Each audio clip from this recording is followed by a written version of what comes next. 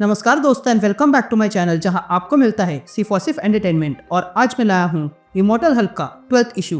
तो यार वीडियो पे नए हो तो वीडियो को लाइक कर देना और चैनल पे नए हो तो सब्सक्राइब कर देना। और साथ ही मेरे चैनल पर ज्वाइन बटन स्टार्ट हो गया है तो आप वहां से ज्वाइन कर सकते हो। और उसी के साथ अब आप मुझसे व्हाट्सएप पर जुड़ सकते हो जिसका लिंक मैं आपको डिस्क्रिप्शन में दे दूंगा। तो यार इमॉर्टल हल्क के पिछले इशू में आपने देखा कि ग्रीन डोर खुल चुका है और उसकी चपेट में हल्क, जैकी, वॉल्टर, कार्ल और यूजिन आ जाते हैं, जहां पर यूजिन कार्ल से मिलता है और यहाँ ये पता चलता है कि यूजिन का भी अपना एजेंडा है। तो वही हल्क पता करने लगता है कि ये सब कुछ क्यों हो रहा है और इस चक्कर में उसे पुनः ब्रूस बैनर के डैड मिल जाते हैं। तो अब आगे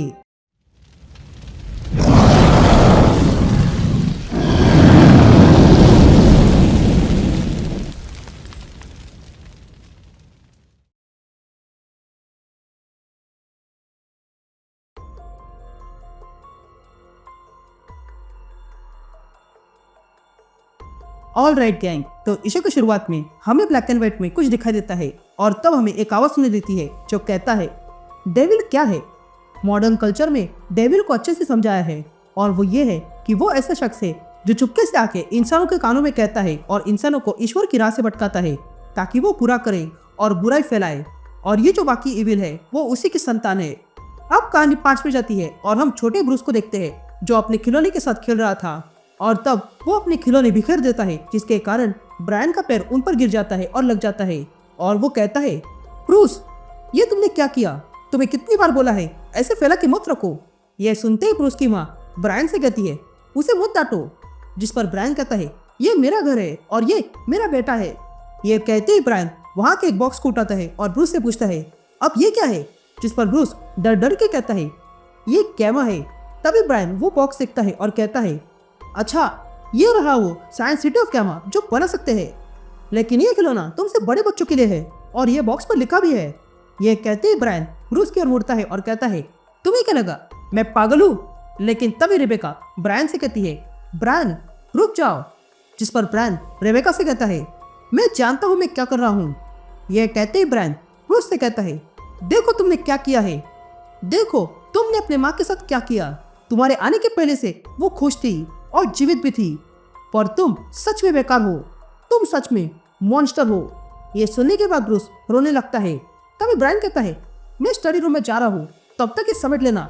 यहाँ ब्रूस अपनी माँ को बुलाता है जो कहती है कि पापा ने जो कहा है वो पूरा करो।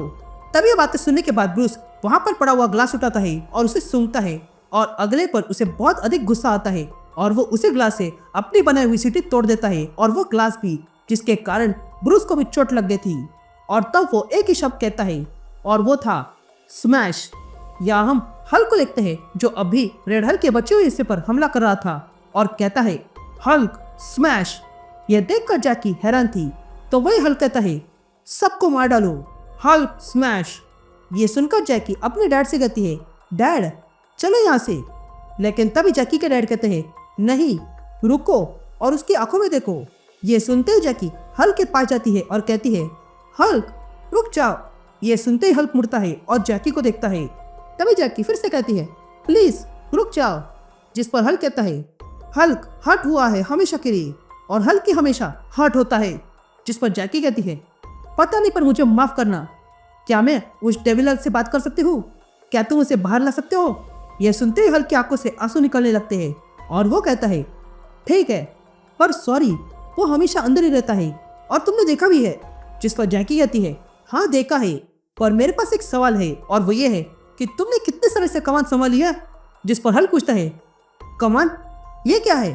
जिस पर जैकी कहती है आप भोले मत बनो, बैनर को डिसोसिएट आइडेंटिटी डिसऑर्डर है और तुम उसकी एक पहचान हो तो तुम भी उसका ही हिस्सा हो। जिस पर हल्क कहता है नहीं ऐसा नहीं है। जिस पर जैकी कहती है लेकिन अभी के लिए तो तुम संभाल रहे हो ना। जिस पर हल्क कहता है किसी को संभालना ही है इसलिए। जिस पर जैकी कहती है अगर ऐसा है तो वो अभी कहाँ पे है।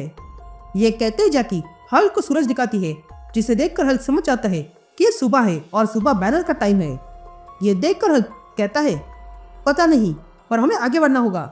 या हम ब्रूस के डैड ब्रायन को देखते हैं जो ब्रूस को यातनाएं दे रहा था और तब ब्रायन कहता है तुम्हें समझना होगा ब्रूस, मैं तब जवान था और तुम्हारी माँ को कभी मुझसे प्यार था। क्या तुम समझ रहे हो वो कैसा था। तुम्हारे ग्रैंडफादर ने मुझसे कभी प्यार नहीं किया इसलिए मैंने ये तय किया था कि मैं अपने बच्चे पैदा नहीं करूंगा।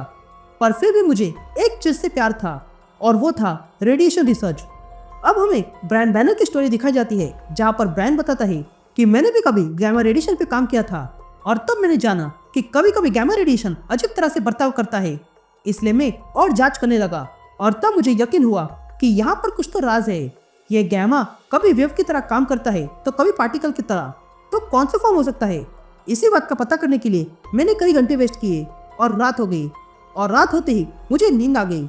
लेकिन फिर मुझे पता चला कि यहाँ कुछ तो अजीब बात है और तब मुझे कुछ एनर्जी दिखाई दी जो किसी को ढूंढ रही थी और वो मैं ही था। जब मैं सुबह जाग गया तब मैंने ये बात अपने हेड को बताई, लेकिन उन्होंने इसे बकवास साबित कर दिया।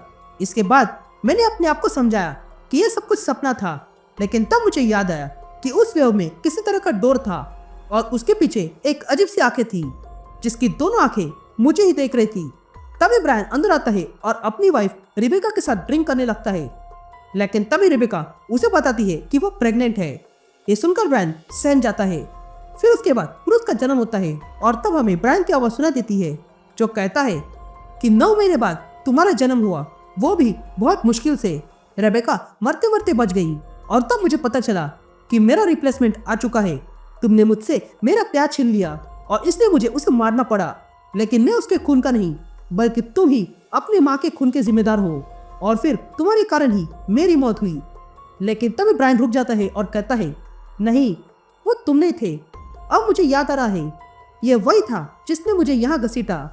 ये वही मॉन्स्टर है और जब मैं उसके खिलाफ गया तब उसने मुझे मारकर और अंदर भेज दिया जहाँ पर वो मेरी प्रतीक्षा कर रहा था, जिसने मैंने अपने सपने में देखा था। ये वही क्रिएशन सीक्रेट है।